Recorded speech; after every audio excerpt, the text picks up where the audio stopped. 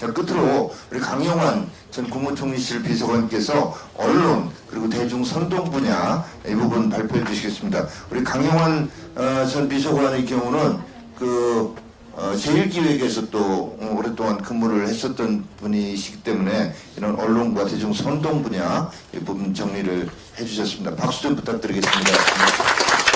안녕하십니까. 어떻게 복장을 하고 올까 하다가 남미 문제이기 때문에 이게 모자를 쓰고 가면은 어떨까 해서 집에서 권유를 해가지고 모자를 썼는데 오다 보니까 사람들이 산토스라고 얘기를 하네요. 베네수엘라는 기본적으로 양극화, 그러니까 선전의 양극화, 반미와 자주, 그리고 독점적 부와 평등, 그리고 부정의와 정의, 이렇게 구분을 해버립니다. 그리고 차베스가 국민이다라는 그런 슬로건 하에 이 정의, 반미, 이런 자주, 이런 세력들을 마치 국민으로 일치화시키고 그러면서 열렬한 자기 선동력과 함께 대중을 장악을 해나갑니다. 한편으로 공동체 정신이라는 것을 매우 강조합니다. 공동체 정신, 공동체 미디어, 그러면서 지역 깊이 침투해서 지역을 장악을 해나갑니다. 2006년도에 주민평일법을 통과시킵니다. 거기에는 21세기 사회주의 운동을 위한 5가지 엔진을 이야기를 합니다. 헌법, 법제를 만들고 교육을 시키고 그리고 지리의 권력의 지리학이라는 용어를 통해서 행정체제도 개편을 합니다. 그리고 마지막으로 그 용광로가 될 수 있는 그 힘을 주민자치위원회 또는 주민평의회라는 이름으로 모아서 대중을 장악을 해나갑니다. 그 힘이 베네수엘라의 실질적인 힘이고 이렇게 경제가 폭망함에도 불구하고 대중들이 흐트러지지 않고 이 차베스, 마두로 꼴론이 지지하는 그 힘이 아니겠는가 싶습니다. 우리나라도 마찬가지로 지금 주민자치위원회 관련돼서 그다음에 요즘 지역 동단위로 하고 있는 지원관들 제도가 있지 않습니까? 그런 부분에서 많은 부분들이 좀 흡사하게 움직이는 구도가 아니겠나 싶습니다. 그리고 다양한 교육, 그리고 공동체, 그리고 여기도 마찬가지로 협동조합, 사회적 경제 공동체 등등등과 연합을 해서 매우 많은 지역 주민 활동들을 장려합니다. 심지어는 교부금의 30% 정도를 아예 바로 등록된 주민자치평의회에다가 지원을 합니다.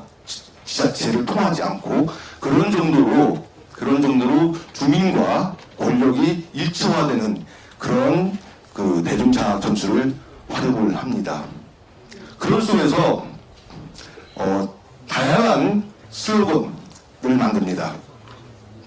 남미의 혁명의 운동에는 볼바르 혁명, 그 다음에 안티 임페리얼리즘 반제국주의 운동, 그리고 차베스가 국민이다, 이런 캠페인들, 그 다음에 21세기 사회주의 운동, 그런 테마, 완전히 담대한 그런 주제를 가지고서 차베스의 TV에 일요일마다 하는 방송에 나가가지고 현장에서 또는 직접 집무실에서 1시간 가까이를 방송을 합니다. 일요일날 오전에. 심지어는 그 프로그램이 한 40% 정도의 시청률까지도 올 수 있는 그런 정도의 인기 프로그램도 있었는데, 그런 식으로 차베스의 아주 진실된 또는 아주 순수한 그런 정신을 담은 그런 나름대로의 레토릭을 가지고서 대중들을 장악을 해냅니다.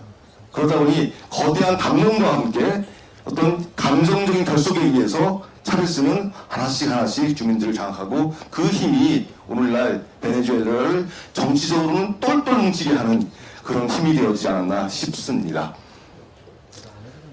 언론을 장악하기 시작합니다. 2002년도에 반차베스 쿠데타가 발생합니다. 반차베스 쿠데타. 근데 그 언론 그 쿠데타의 그 주범은 언론이다, 메이저 보수 언론이다라는 그런 지목을 하에 그 2004년에 언론법을 만듭니다. 사회적 책임을 담는 TV와 라디오의 사회적 책임에 관한 법률, 이런 좀 무시무시한 법률을 만듭니다. 그리고 나서 2007년도에 가장 큰 인기가 많은 RCTV라는 그 민영 방송을 우리로 말하는 종편 허가를 취소하듯이 허가를 안 해줍니다. 그래서 자동적으로 그걸 국영TV로 바꿔버립니다. 그 이유를 뭐로 담냐면 2002년도에 쿠데타 시에 사회적 책임을 다하지 않았다는 아주 모호한 그런 판정과 함께 그 언론, 민영방송을 완전히 장악을 해버립니다.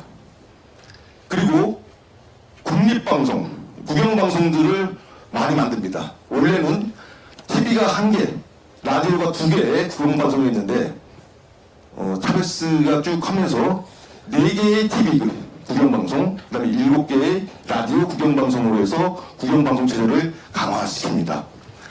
많은 언론에 대한 탄압과 함께 소위 그 줄서기를 위한 당근과 채찍을 많이 가동합니다. 뭐 종이세법이라든가 그 다음에 그 스스로 자정을 하는 그 방송에 대해서는 인센티브를 주는 그런 식의 많은 언론의 길들이기를 통해서 언론도 살살 차베스 쪽으로 넘어올 수밖에 없는 그런 구조를 만듭니다. 이렇게 함과 동시에 철저하게 우리도 요즘 보면 국민청원제도 뭐 이렇게 많이 하지만은 직접 민주주의적인 요소들을 많이 도입합니다. 역시 마찬가지로 이 차베스 정권 하에서도 청원제도를 도입해서 엄청나게 많은 청원이 이루어지도록 합니다. 그래서 그 청원을 가지고서 그 힘으로서 의회를 압박을 합니다. 그래서 의회에서 그거에 대해서 거부를 하면은 마치 적폐 세력으로 매도하는 그런 양태를 보이기도 합니다.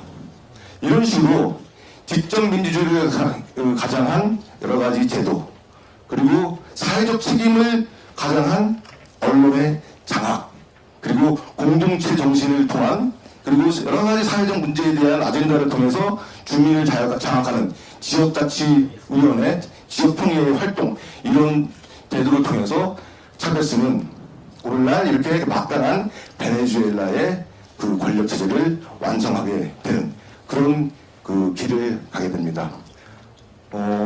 지금 조금씩 보이고 있습니다. 이번 정부, 우리는 정말 두 눈을 부릅뜨고 이 언론 문제라든가 지역 문제라든가 이런 문제에 대해서 정말 감시하고 그 베네수엘라의 그 기차를 절대 타서는 안 된다는 그런 각오하에 함께 그거를 막아야 된다고 생각합니다. 이상 마치겠습니다. 네, 수고하셨습니다. 우리와 베네수엘라 어떻게 유사하고 뭐가 다른가 이거 좀 살펴보고 있는데요. 지금 우리 강용환 우리 전 비서관께서 말씀하신 거 관련해서는 지금 우리 각 지역에서 시군구 단위에서 벌어지고 있는 주민자치회의, 주민자치지원관 문제를 우리가 각별하게 좀 들여다보고 이번 국정감사에서도 이 문제를 집중적으로 파야 됩니다. 주민자치지원관, 여기에 좌파 활동가들, 또 좌파 활동가의 자녀들, 이런 쪽에서 연봉 수천만 원짜리 자리를 만듭니다. 근데 지방자치는 사실은 지방의회 의원이 해야 되는데 지방의회 의원보다도 더 높은 연봉을 받는 대개는 그 지역에 살지도 않는 사람들을 주민자치지원관이라고 해서 일종의 감시 역할, 전체적으로 컨트롤하는 이런 역할을 하고, 기존의 주민자치위원회의 위원들은 불과 한 20여 명 안팎이었는데 100명 뭐 이런 규모로 확대해서 주민자치회의라고 하는 걸 만들고, 거기에 어떤 뭐 맘카페 등등 해서 이 좌파적 성향을 가진 사람들을 대거 참여시키고, 여기에다가 아까도 얘기했지만 광역지자체나 국가에서 뭐 특별조정교부금 이런 형태로 돈을 주고, 이제는 거기다가 베네수엘라에서 했듯이 사업을 줍니다. 사업을. 그러니까 바로 그럼 이권 공생관계가 되는 겁니다. 이런 식으로 지금 지방의 어떤 민심과 조직을 장악해 들어가고 있는 이게 베네수엘라하고 정말로 비슷한 이런 상황이다라는 거. 이거 여러분들 누군가가 스터디에서 적용하지 않고 이렇게 사회 모든 부분에서 동시에 진행될 수 있다고 생각하십니까? 분명히 여기에는 베네수엘라를 스터디한 좌파의 조직 이론가가 있고 그 사람이 그리는 그림에 따라서 이 일이 진행되고 있고 그 끝이 뭐겠는가를 생각을 해볼 필요가 있습니다. 저는 조국이라고 하는 사람도 저렇게 안 물러나는 이유가 바로 그 여러 저기 중에 국가 사법 권력 장악이라고 하는 이 어떤 책임, 혁명의 완수를 위해서 그 퍼즐을 책임진 자이기 때문에 저렇게 버티고 있는 것이다라고 저는 이렇게 봅니다.